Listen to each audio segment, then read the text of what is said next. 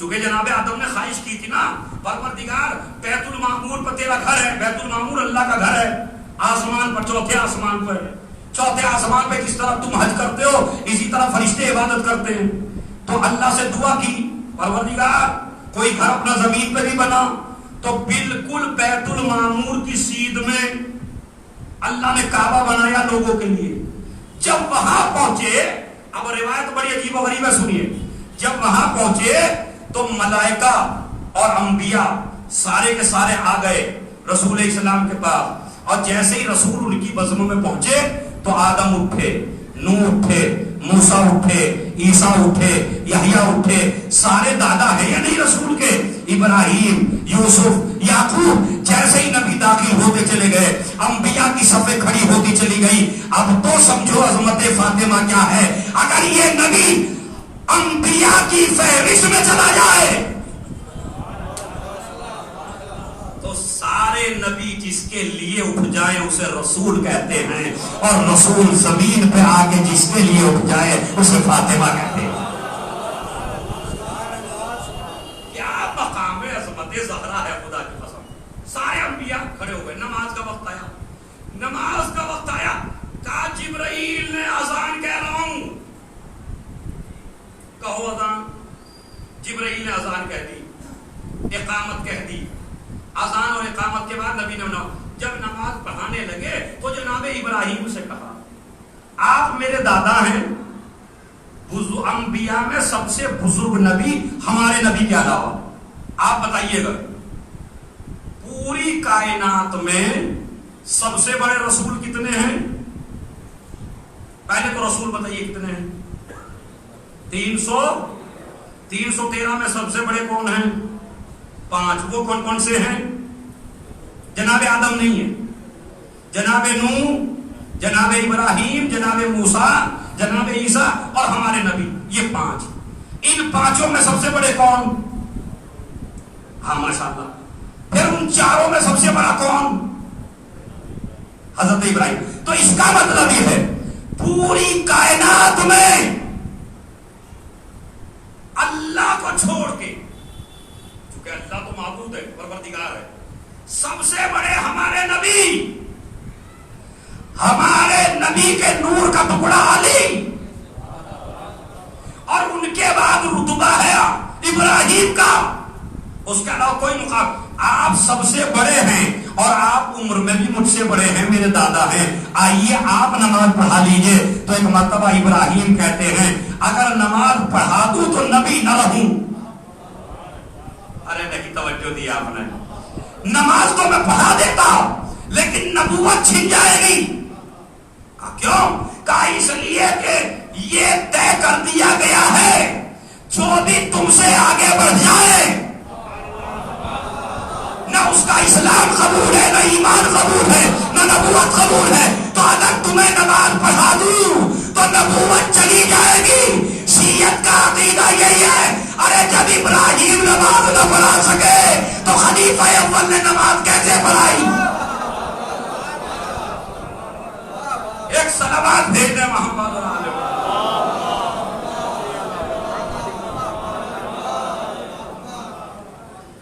اگر انہیں صحابی مانتے ہو تو صحابیت ختم ہو جائے گی اگر نبی کو نماز پڑھواؤ گے. اور اسی وقت پوچھا گیا بتاؤ تمہیں ساری نبوتیں کیوں ملی؟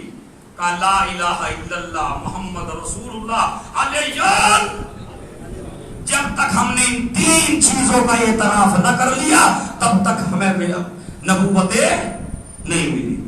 دوسری روایت ہماری کتابوں میں علی کی گود میں نبی کا سر، شیخ توسی نے لکھی، شیخ کلینی نے لکھی، شیخ صدوق نے لکھی. 3 بڑے عالم انہوں نے لکھی. نبی کا سر علی کی گود میں. جبرائیل امین نازل ہو گئے، وحی نازل ہونے لگی، پیارے نبی بیدار ہوئے. نبی نے علی سے پوچھا علی کون آیا تھا؟ کہا جبرائیل. کیا کہہ رہا تھا؟ کہا اذان. کیا تم نے یاد کیا؟ کہا بالکل یاد ہے. تو کہا بلاؤ بلال کو. ارے توجہ چاہتا ہوں. آج 20 محرم سن 20 ہجری، 20 محرم سن 20 ہجری میں جناب بلال کی وفات کی تاریخ ہے آج کے دن. آج کیا ہے؟ جناب بلال مؤذن کی وفات کی تاریخ ہے. دیکھیں کمال ہو گیا, اذان پہ میری گفتگو اور بالکل ٹچ ہو گیا بلال, کیونکہ وہ اذان کا تذکرہ نامکمل ہے جس میں مؤذن بلال نہ ہو. سمجھا؟ بلاؤ بلال کو. بلال کو بلایا گیا. علی نے تعلیم کی اذان, بلال نے اذان سیکھی, گلدستہ اذان پہ اذان کہی. بڑے بڑے رئیسوں کے منہ سکڑ گئے, بڑے بڑے رئیس ناراض ہو گئے, بڑے بڑے دولت مند آسر جھکا جھکا کے بیٹھ گئے. یہ کل کا غلام, یہ کل غلام تھا, آج ہمیں بلا رہا ہے. کیوں؟ چونکہ بلال کی حیثیت پتہ مکے میں کیا تھی. امیہ نے بلایا تو بھاگ کے گیا, ابو جہل نے بلایا تو بھاگ کے گیا, آقا نے بلایا تو بھاگ کے گیا, مردوں نے بلایا تو بھاگ کے گئے, عورتوں نے بلایا تو بھاگ کے گئے, مگر باہر ہے بلال. اللہ نے تجھے اتنی عزت دی, کل تو سب کی آواز میں دوڑتا تھا, آج جب تو کہے گا اللہ اکبر تو رئیس تیری آواز پر, امیر تیری آواز.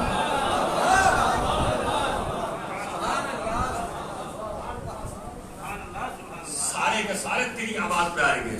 تو اذان یہ تعلیم دی گئی. اس کے بعد میں تذکرہ کروں گا. میں خالی اس لیے آیا ہوں تاکہ ہمارے جوانوں میں ایک شوق پیدا ہو اذان دینے کا, اذان سیکھنے کا. بلال پہ گفتگو بعد میں ہوگی, پہلے آپ سن لیجئے اذان کیا کیا ہے. سنیے, بسم اللہ الرحمن الرحیم. وضو کر کے گلدستہ اذان پہ پہنچیے. اب کہیے ذرا مل کے جلدی پڑھ لیتے ہیں. کیا ہے؟ اللہ اکبر. اللہ اکبر کیا ہے؟ نعرہ تکبیر. نعرہ تکبیر کیا ہے؟ اللہ ہو نہیں بولتے رہیے گا, چونکہ آج کئی اعتراض کے جواب آپ کو مل جائیں گے. تکبیر کا مطلب کیا ہے؟ آپ لگا نعرہ تکبیر, لگایا ہی لگایا نہیں. نعرہ تکبیر یعنی اللہ اکبر. قرآن مجید میں دکھائیے آپ اللہ اکبر کہاں ہے. یہ جو آپ مستقل, ہم تو 3 ہی وقت دیتے ہیں, ہمارے بھائی 5 وقت دیتے ہیں, تو جو زیادہ دیتا ہے سوال بھی انہی سے ہونا چاہیے. کم والے تو بعد میں جواب دے لیں گے, پہلے زیادہ والے سے پکڑا جائے کہ بھائی تو 5 وقت کہتا ہے اللہ اکبر, اور تیرا مولوی ملا مفتی ضد کرتا ہے تعزیہ قرآن میں دکھاؤ, علم قرآن میں دکھاؤ, تابوت قرآن میں دکھاؤ, مجلس قرآن میں دکھاؤ. میں سارا قرآن میں دکھانے کے لیے تیار ہوں. تو جو اذان کہتا ہے تو اذان قرآن میں دکھا دے. ارے میں توجہ چاہتا ہوں, تو اللہ اکبر ہی دکھا دے قرآن میں. کہیں نہیں ہے, خدا کی قسم پورے قرآن میں نہیں ہے. اچھا اللہ اکبر کے معنی بتا دے کیا ہے. مشرک ہے جو ترجمہ کر رہے ہو. اگر کہے اللہ سب سے بڑا ہے تو اس کا مطلب ہے تم بھی بڑے ہو. بس سمجھ رہے, اگر اللہ اکبر کا ترجمہ یہ ہو جائے اللہ سب سے بڑا ہے, جیسے کہ کیا یہی آتا ہے.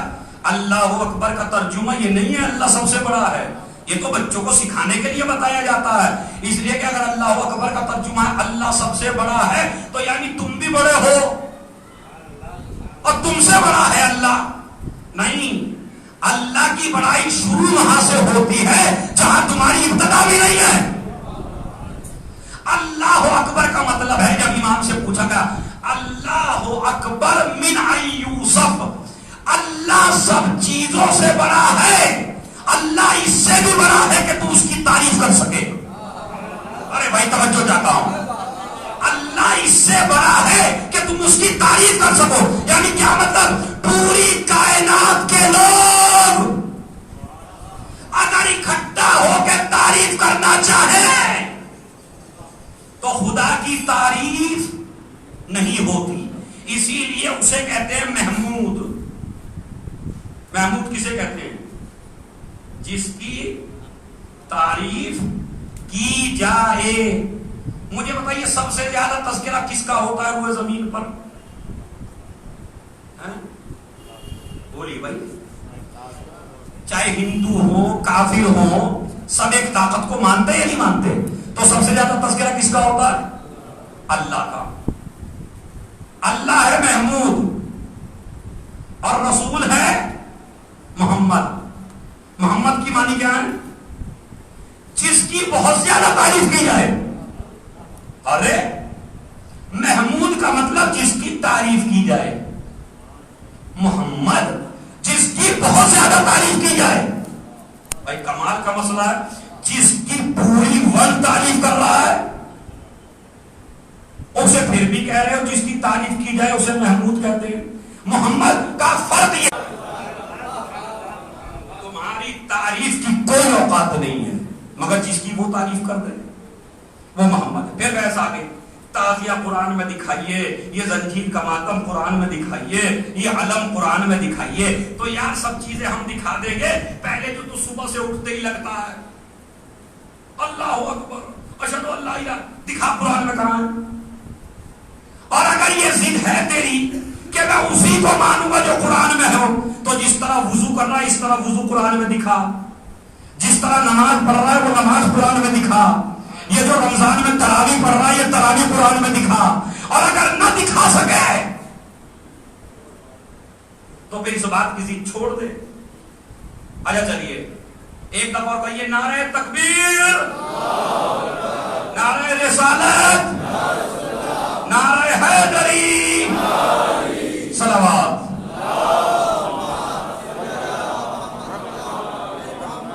ایک صلوات اور پڑھے محمد.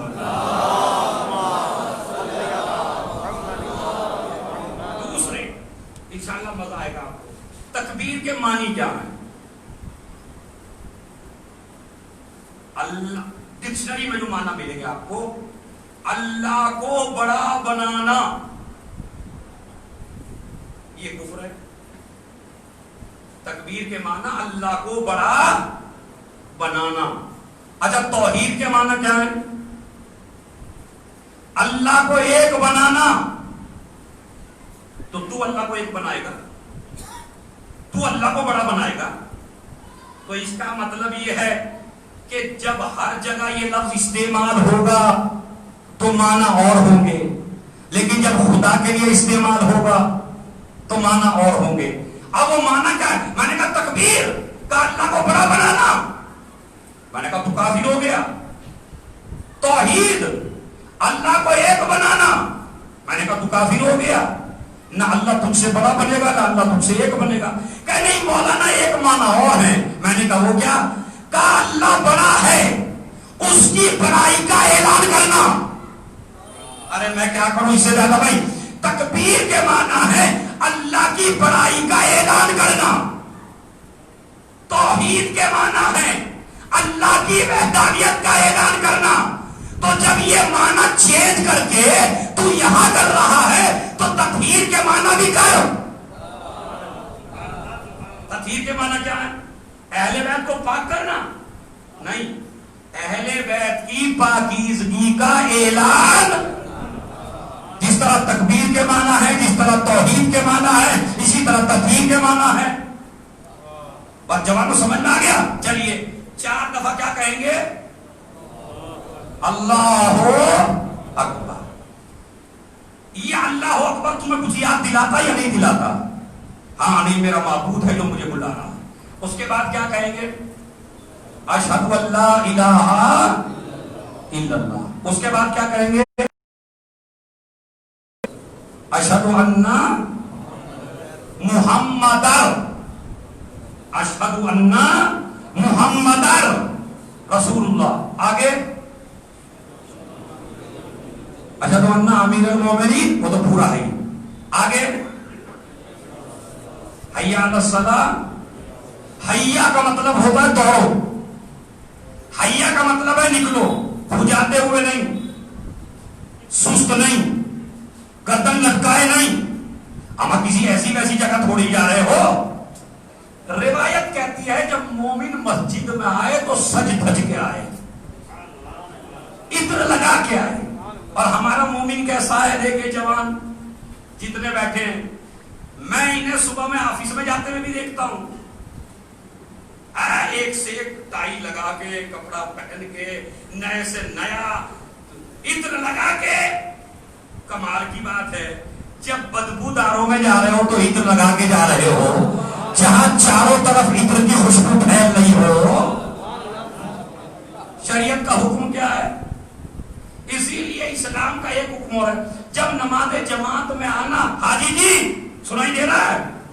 ہاں توجہ، چونکہ یہ میرے خاص ہے اس لیے ان کا نام لے رہا ہوں. مطلب کیا ہے؟ جب نماز جماعت میں آؤ تو لہسن کھا کے مت آؤ، پیاز کھا کے مت آؤ. کیوں؟ حالانکہ اسلام کہتا ہے لہسن کھانا بہت زیادہ فائدے رکھتا ہے، لیکن جب نماز جماعت کے لیے آئے تو کھا کے نہ آؤ. کیوں؟ کہا جب برابر میں کھڑے ہوگے، برابر والا تمہاری برابر میں کھڑا ہوگا، اس کے منہ سے بو آئے گی، وہ منہ بنائے گا. ہم نہیں چاہتے تیری وجہ سے ہمارے گھر میں کسی مومن کو اتنی بھی ضرر پہنچے، اتنی بھی اذیت پہنچے، اتنا بھی نقصان پہنچے. لہذا نئے کپڑے پہن کے آ، اچھا لباس پہن کے آ. ارے جن کو دکھانے کے لیے جا رہا ہے انہوں نے تجھے لباس عطا نہیں کیا ہے. جس نے لباس عطا کیا ہے اس کی بارگاہ میں آ تو بن گیا، سمر گیا، منظم ہو گیا. یہ نماز میں آتے ہیں لوور پہن کے، سمجھ رہے؟ سفید سوٹ پہن کے جائیں گے شادی میں،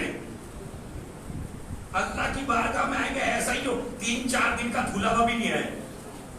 یعنی جہاں اسلام نے کہا تھا کہ بن کے آنا، سنگر کے آنا، تیرے رزق میں برکت دیں گے،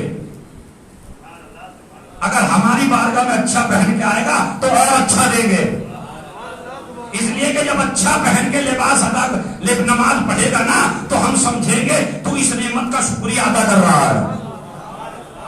تو انشاءاللہ کل سے نماز جماعت میں آؤ گے تو ارادہ چینج ہے تمہارا، کچھ ہے نہیں، یہ وہی 15 دن کا جو لٹکا ہوا، سمجھ رہے؟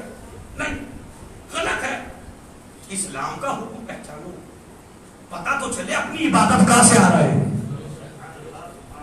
ایک مخصوص لباس، ایک سادہ لباس، ایک اچھا لباس، خوشبودار لباس، پتا تو چلے نمازی آ رہا ہے. مگر ایسی بدبو، ایسی بدبو، عطر لگانا مستحب ہے شریعت میں. نماز میں آئیے عطر لگا کے آئیے، اذان کہیے عطر لگا کے کہیے. چلیے حیا علی الصلاۃ، نماز کی طرف دوڑو. حیا علی الفلاح، کامیابی کی طرف دوڑو. حیا علی خیر العمل. جوانو یہ سنو، حیا علی خیر العمل جب شروع اذان ہوئی تو حیا علی خیر العمل اذان میں نہیں تھا. ادھر رسول اسلام نے غدیر میں اعلان کیا من کنتو مولا فہذا علی المولا، اور ابو ذر اذان دینے کے لیے پہنچا تو ایک مرتبہ صحابہ آئے، آگے کہنے لگے یا رسول اللہ آج تو اذان میں 2 کلمے بڑھ گئے، ایک حیا علی خیر العمل، ایک اشہد ان امیر المومنین ولی اللہ. یہ کیا کر دیا؟ علی کا نام لے دیا. تو ایک مرتبہ نبی نے کہا اتنی جلدی بھول گئے جو ابھی بتایا تھا. حیا علی خیر العمل، خیر العمل کی طرف دوڑو. خیر العمل سے مراد ہے ولایت علی. خیر العمل غدیر میں آیا ہے، غدیر سے اذان کا جز بنا ہے. اس کو نکالا اذان سے خلیفہ اول کے زمانے میں نہیں نکلا. حیا علی خیر العمل خلیفہ اول کے زمانے میں نہیں نکلا. رسول نے بھی کہا، خلیفہ اول نے بھی کہا، خلیفہ دوم نے نکالا. ایک چیز داخل کی، ایک چیز نکالی. پہلے تو کہا نماز کے وقت سو رہے تھے، اذان دینے والا غلام آیا، کہنے لگا اٹھو اٹھو. اب یہ پتہ نہیں کیا پی کے سوتے تھے، اٹھتے ہی تھے جلدی سے. اٹھیے اٹھیے جلدی سے، نہیں اٹھے. اب وہ عربی تو تھا، وہ اردو دان تو تھا نہیں. اور کہا الصلاۃ خیر من النوم، نماز سونے سے بہتر ہے. اب انہوں نے آنکھیں کھولی، کہا کیا؟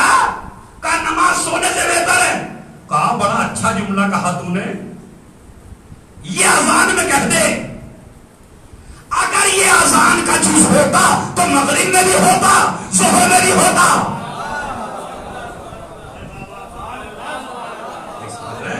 اگر یہ اذان کا حصہ ہے تو یہ ہونا چاہیے تھا ساری اذانوں میں، مگر یہ ہے کس وقت؟ صبح میں، جب سونے کا وقت ہے. الصلاۃ خیر من النوم، نماز سونے سے بہتر ہے. اچھا ایسا جملہ اللہ کا ہو بھی نہیں سکتا، ایسا جملہ نبی کا ہو بھی نہیں سکتا نماز سونے سے بہتر ہے. کون کہتا ہے نماز سونے سے بہتر ہے؟ بعض لوگوں کی نماز بدتر ہے، بعض لوگوں کا سونا بہتر ہے. ظلم کر کے نماز پڑھیے نماز بہتر نہیں ہے، کسی کا حق چھین کے نماز پڑھیے نماز پڑھنا بہتر نہیں ہے، غصبی جگہ میں نماز پڑھیے نماز پڑھنا بہتر نہیں ہے، مال حرام کھا کے نماز پڑھیے نماز پڑھنا بہتر نہیں ہے. اپنا کھا کے سو جائیے نماز سونا بہتر ہے، غریب کی مدد کر کے سو جائیے سونا بہتر ہے، روزہ رکھ کے سو جائیے سونا بہتر ہے. کون کہتا ہے نماز سونے سے بہتر ہے؟ ارے اسی لیے جب علی تلوار چلاتے رہے اللہ نے مرضی کا مالک نہیں بنایا، لیکن جب بستر پہ سو گیا اللہ نے کہا تجھے ہم نے اپنی مرضی کا مالک بنا دیا. یہ علی کے حوالے سونے کی حالت میں اپنی مرضیاں سونپ دینا اس بات کی دلیل ہے کہ نماز سونے سے بہتر نہیں. مطلب کیا ہے؟ وقت پڑ جائے تو سونا بہتر ہے اور وقت پڑ جائے تو نماز بہتر ہے.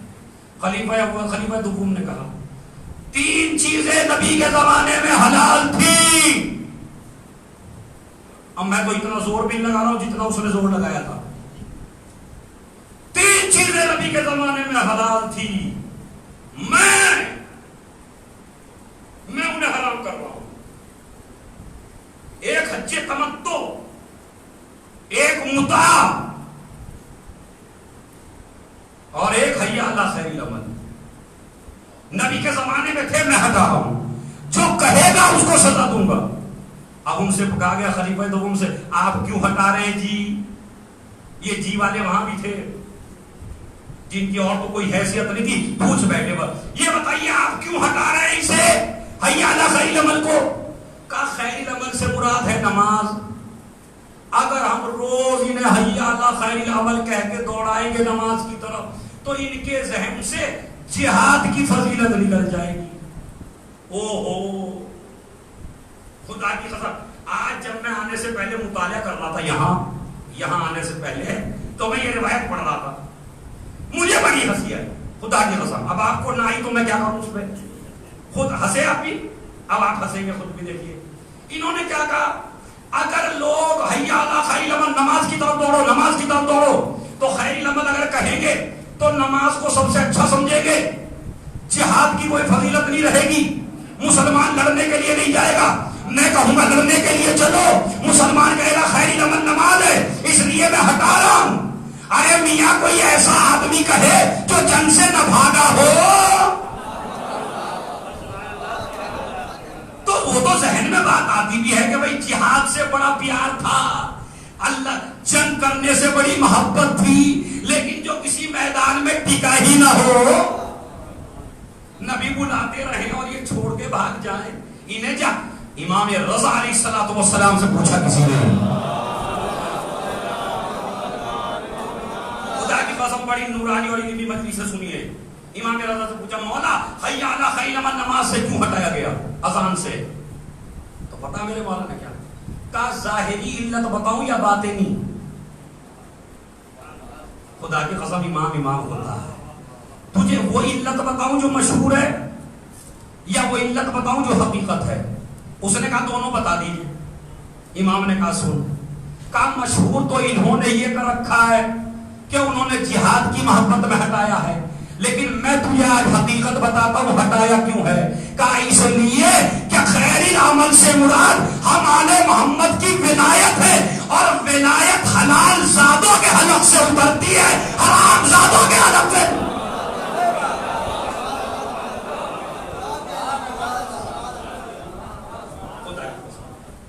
اسے روایت کا جزو سمجھیے گا. یہ دوسری روایت سے کہہ کے جملہ میں نے بڑھایا. امام نے کیا فرمایا، اس سے مراد ہے ہماری ولایت، ہماری محبت، ہماری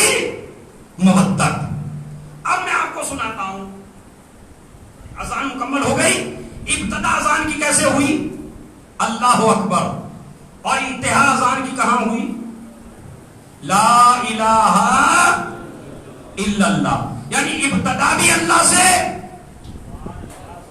اور انتہا بھی لفظ اللہ پر۔ میرے خیال میں زیادہ وقت تو نہیں ہو گیا، ایک سلام گھنٹہ ہونے میں 2 منٹ ہے، ایک سلام پڑھے محمد علیہ وسلم۔ بس 2 روایتیں کل سن لیجئے، ایک روایت آج سن لیجئے، صلوات پڑھیے زور سے۔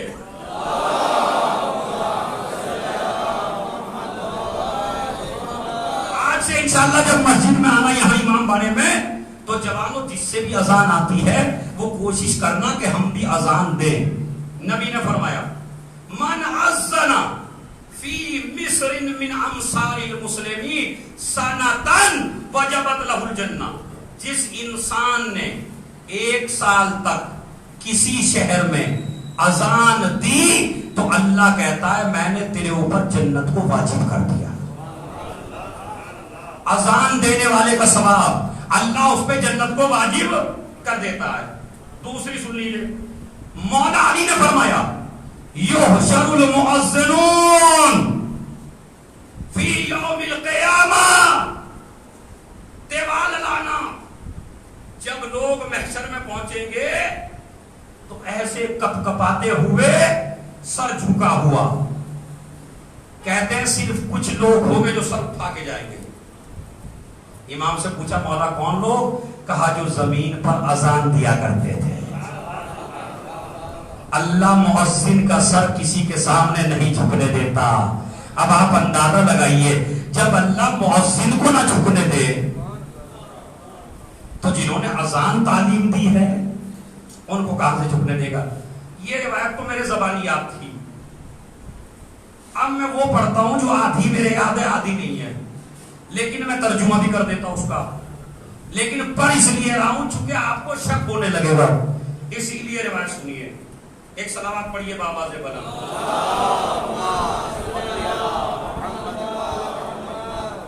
خدا کی قسم بڑی عجیب روایت ہے، اور روایت کیا ہے وہ سنیے۔ ایک شخص چھٹے امام کی خدمت میں داخل ہوا اور وہ بخار سے کانپ رہا۔ امام علیہ السلام نے کہا تیرا چہرہ کیوں بدل رہا ہے بخار کی وجہ سے؟ کہا مولا میں نے ہر مرض جتنی بھی بیماری کا علاج کرنے والے تھے سب کو میں نے دکھا دیا لیکن میری بیماری دور نہیں ہوئی۔ امام نے فرمایا ایک نسخہ ہم بتائیں؟ کہا بالکل بتائیے۔ کہا ایسا کر ابھی اپنا گریبان کھول اور گریبان کھول کے اپنے کپڑے کے اندر ایک دفعہ اذان کہہ دے، ایک دفعہ خلوص دل سے اقامت کہہ دے، انشاءاللہ تجھے شفا مل جائے گی۔ راوی کہتا ہے جیسے ہی میں نے اذان و اقامت کہی تو میرا بخار بالکل ختم ہو گیا۔ یہ اذان و اقامت نہیں ہے بلکہ پوری کائنات کی بیماریوں کو ختم کرنے کی طاقت رکھتی ہے۔ جہاں مولویوں سے نسخہ لیتے ہیں، عالموں سے لیتے ہیں، تعویذ گنڈے کرواتے ہیں، یہ نسخے پہ بھی عمل کر کے دیکھ لیے۔ یہ معصوم کا ہے، اپنے گریبان میں کہو اللہ اکبر۔ جب تو اپنے گریبان میں اللہ اکبر کہے گا دوسرے سارے لوگ اچھے نظر آنے لگیں گے۔ اب وہ روایت سناتا ہوں جس پہ آپ کو شک ہو سکتا ہے۔ کیا فرمایا امام نے؟ فرمایا جو انسان خلوص دل سے بغیر ریاکاری کے اذان دے تو اللہ اس کے نامہ اعمال میں 80,000 اور ایک میں 40,000 40,000 شہیدوں کا ثواب خالی ایک اذان دینے والے کو ہے۔ کتنا؟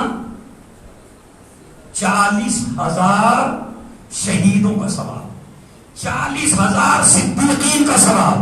اور کہتے ہیں جب یہ مؤذن بارگاہ خدا میں پہنچے گا تم اذان دینے والوں سے کہا جائے گا چونکہ تمہاری وجہ سے لوگ نماز میں آتے تھے، جاؤ تم جنت میں پہلے داخل ہو جاؤ۔ یہ کہیں گے ہم نہیں جائیں گے جب تک ہم دوسروں کو نہ لے جائیں۔ تو ایک مؤذن میں اتنی طاقت ہے کہ وہ 40,000 لوگوں کو جنت میں لے جا سکے۔ ارے آپ نے جملے اور روایت پر غور ہی نہیں کی۔ جب ایک اذان دینے والا اتنوں کو لے جا سکتا ہے تو وہ فاطمہ کتنوں کی شفاعت کر سکتی ہے، کتنوں کو جنت میں لے جا سکتی ہیں۔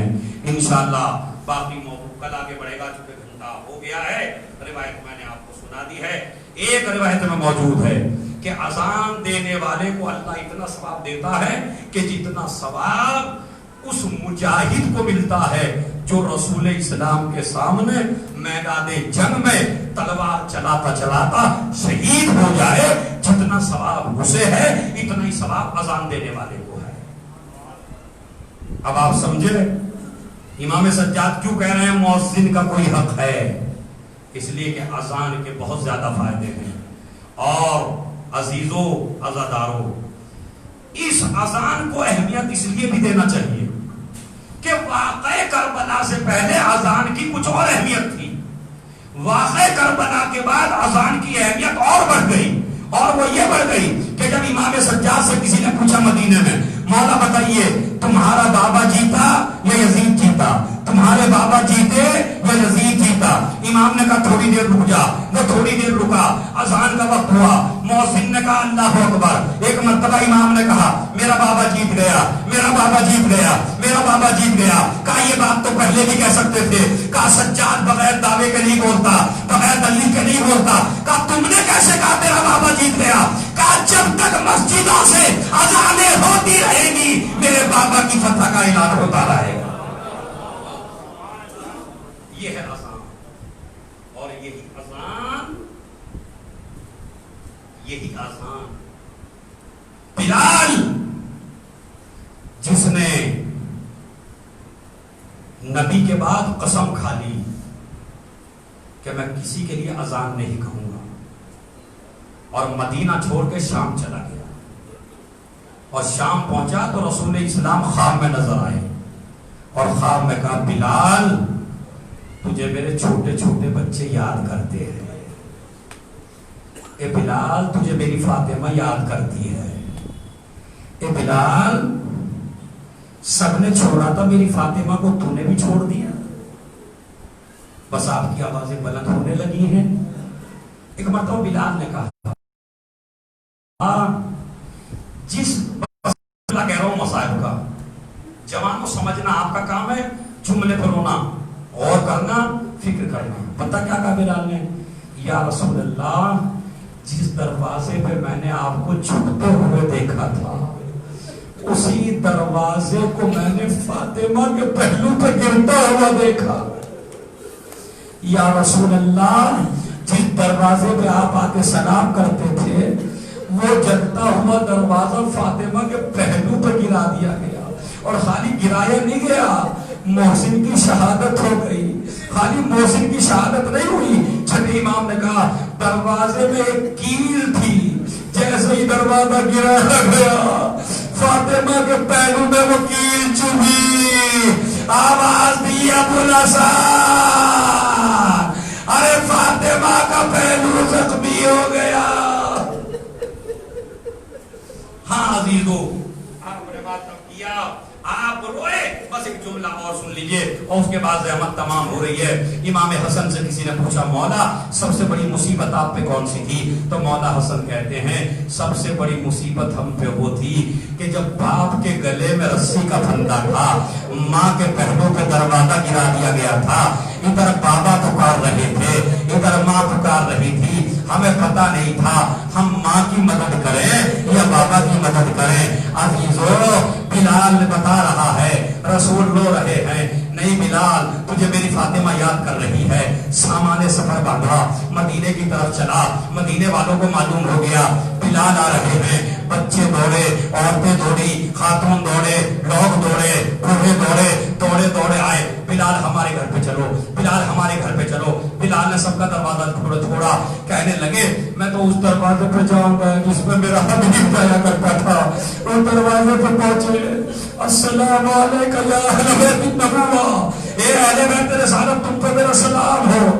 فاطمہ دروازے کے قریب پہلو پکڑ کے آئی, بلال کے سلام کا جواب دیا. ایک ہی جملہ کہا جس پہ بلال قیامت آ گئی بلال پہ. بلال سب نے چھوڑا تھا, اے بلال تو نے بھی چھوڑ دیا. اے بلال میرے حسن حسین تجھے یاد کرتے ہیں.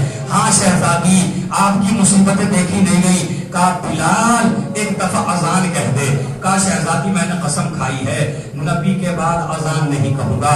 کہا بلال تجھے فاطمہ کے حق کی قسم. بلال کو دستہ اذان کو پہنچا. ایک مرتبہ کا اللہ اکبر کی آواز ارے مدینے میں گونجی. اشہدو ان لا الہ الا اللہ. زہرا نے کہا اس وقت میرا بابا گھر سے چلتا تھا, اس وقت میرا بابا مسجد میں پہنچتا تھا. اب جو کہا اشہدو ان محمد رسول اللہ تو ایک مرتبہ فاطمہ کی چیخ نکل گئی. کسی نے کہا بلال اذان کو روک دے. فاطمہ کو ہوش آ گیا.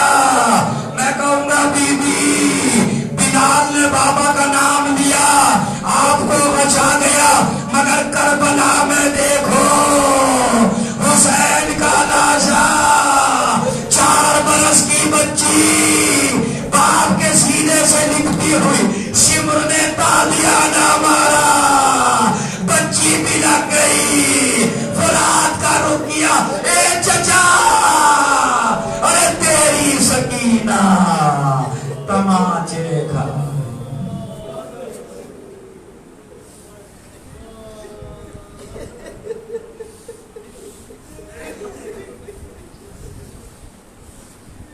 سيعلم الذين ظلموا أيام القلب ينقلبون. ماتم حسین.